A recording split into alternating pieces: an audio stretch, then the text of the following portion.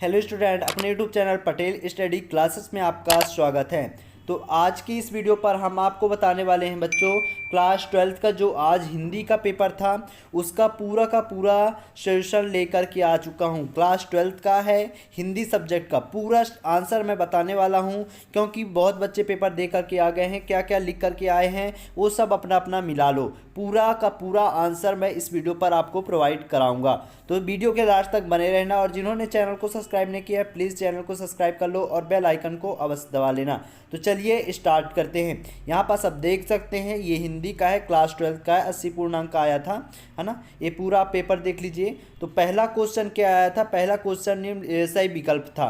तो पहला क्या था, कवि किसका भार लिए फिरता है। तो कवि किसका भार लिए फिरता है, तो इसका होगा ब नंबर जग जीवन का। किसका होगा, जग जीवन का। फिर दूसरा क्या है, धूत कहो अवधूत कहो किसकी पंक्ति है, तो ये होगा तुलसीदास की। क्या होगा, तुलसीदास की।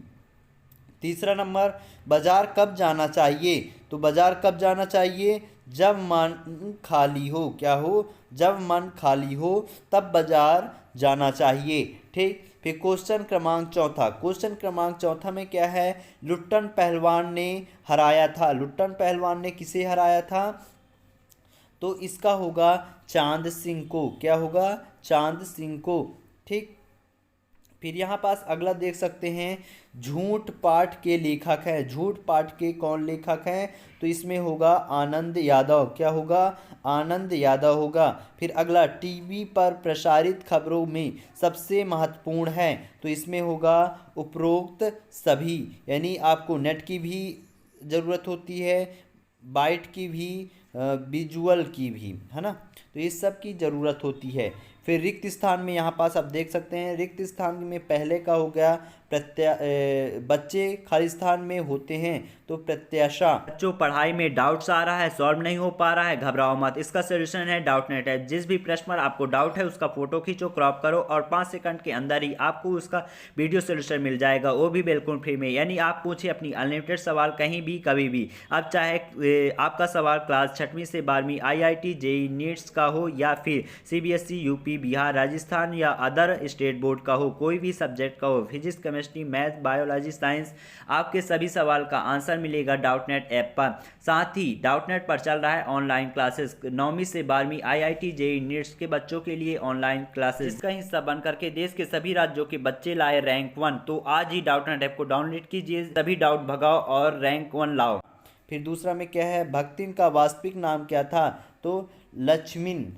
ठीक। फिर अगला क्या है, सौदलगेकर मास्टर खालिस्तान पढ़ने आते थे, तो कौन सा, मराठी पढ़ने आते थे। ठीक। नाटक में पात्रों की संख्या कम होती है। ठीक। फिर यहाँ पास वीर रस का स्थायी भाव उत्साह होता है। ठीक। फिर अगला, जिन छंदों में मात्राओं की गणना की जाती है वह खालिस्तान छंद कहलाते हैं, तो वह मात्रिक छंद कहलाते हैं। ठीक। नव का अर्थ होता है आकाश, नव का क्या होगा, आकाश होगा। ठीक। फिर यहाँ पास आप सही जोड़ी देख लीजिए, सही जोड़ी का पूरा आंसर क्या होगा। पहला, बात की चूड़ी मार जाना, बात की चूड़ी मार जाना का क्या होगा, इसका पहला होगा द नंबर। क्या होगा, द नंबर सही होगा। अवधूत, अवधूत का क्या होगा बच्चों, शीश के फूल। क्या होगा, शीश के फूल। ठीक। फिर सिल्वर वेडिंग, सिल्वर वेडिंग का क्या होगा, इसका होगा आपका यशोधर बाबू। क्या होगा, यशोधर बाबू। ठीक। फिर कहानी का केंद्रक बिंदु, इसका होगा कथानक। क्या होगा, कथानक। ठीक।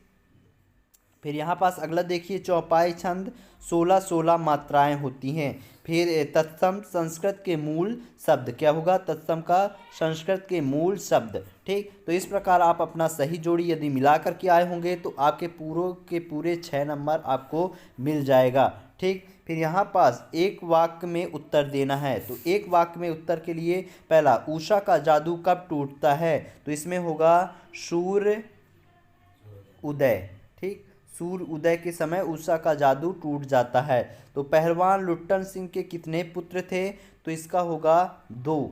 ठीक। फिर सिंधु सभ्यता का सबसे बड़ा नगर कौन सा था? तो मोहनजोदड़ो। क्या होगा? मोहनजोदड़ो। ठीक, मोहनजोदड़ो होगा।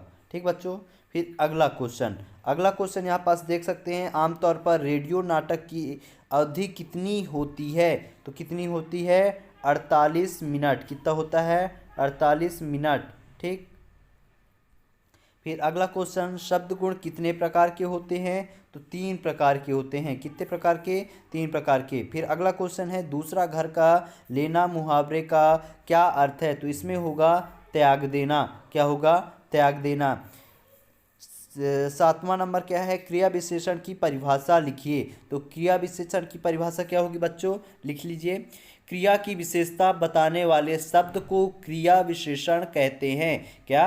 क्रिया की विशेषता बताने वाले शब्दों को क्रिया विशेषण कहते हैं। यदि जो मैं आपको बताया हूँ सातों के उत्तर यदि आपने ये लिख करके आए हैं तो आपको पूरे के पूरे 7 नंबर मिलेंगे, अन्यथा आपने गलत लिख करके आया होगा तो आपके नंबर कट जाएगा।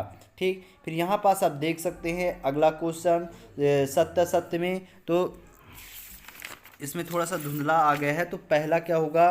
सत्य होगा। दूसरा क्या होगा? असत्य होगा। तीसरा क्या होगा? सत्य होगा। चौथा असत्य, पांचवा असत्य और छठवां सत्य होगा। इस प्रकार यदि लिख करके आए होंगे तो पूरा 6 के 6 नंबर मिल जाएगा।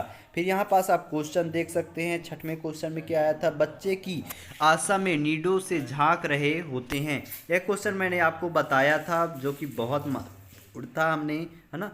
फिर उषा कविता में कवि ने भोर के नव की तुलना किससे की थी? ये भी हमने मोस्ट इंपॉर्टेंट क्वेश्चन में बताया था। जो बच्चे याद करके गए होंगे वो बड़े अच्छे से लिखे होंगे। यहाँ पास 8वां क्वेश्चन देख लीजिए। 9वां क्वेश्चन आप देख सकते हैं, पूरा विधिवत, है ना। ये सभी के सभी हमने क्वेश्चन आपको बताया था। ये वाला क्वेश्चन आपको बताया था, यदि आप याद करके गए होंगे तो लिखे होंगे। यहाँ पास आप पूरा देख सकते हो, हर एक क्वेश्चन महत्वपूर्ण था, है ना। हमने विरोधाभास अलंकार की परिभाषा उदाहरण सहित बताया था कि याद करके जाना। सोरठा छंद भी बताया था। अवधि शब्द की परिभाषा भी बताया था कि याद कर लेना। बहुत सारे हमारे बताए गए क्वेश्चन पर आए हुए हैं। मुहावरे और लोकोक्ति को भी बताया था कि इसको अच्छे से याद कर लेना। ये वेरी मोस्ट इंपॉर्टेंट क्वेश्चन है ना। यहाँ पास आप पूरे क्वेश्चन देख सकते हैं। तुलसीदास जी का भी हमने बताया था कि याद कर लेना। कवि परिचय महादेवी वर्मा का बताया था, है ना। यदि जो करके गए होंगे वो लिखे होंगे। उपसर्ग एवं प्रत्यय में अंतर भी हमने बताया था आपके लिए।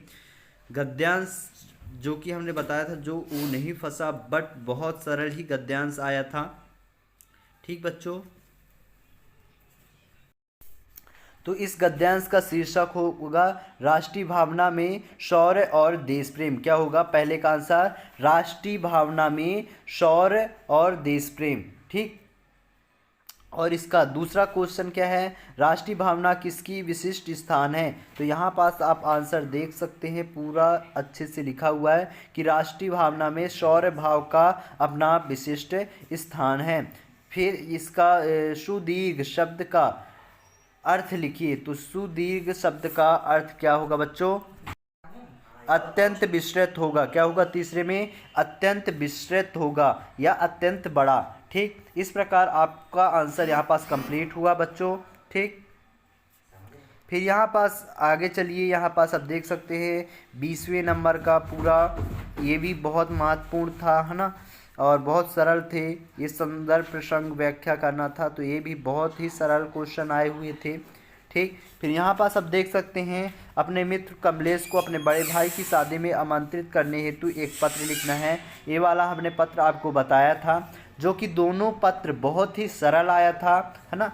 पर्यावरण प्रदूषण हमने बताया था, छात्र जीवन में अनुशासन बताया था। तो यदि दोनों को करके गए होंगे तो आप कोई एक सा भी लिख करके आए होंगे तो बहुत सरल था।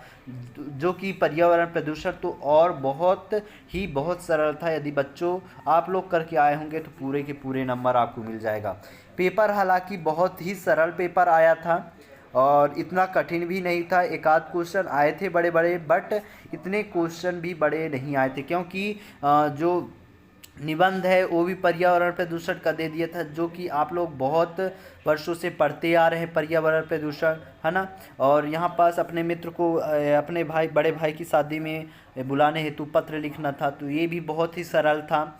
तो इस प्रकार के क्वेश्चन आए हुए थे, तो बहुत महत्वपूर्ण क्वेश्चन आए थे, बट बहुत ही सरल पेपर आया था आपका। आशा करता हूँ आपका पेपर अच्छा गया होगा, तो आप अपना मिलान कर लीजिए। तो मिलते हैं अगले वीडियो पर, तब तक के लिए जय हिंद, जय भारत।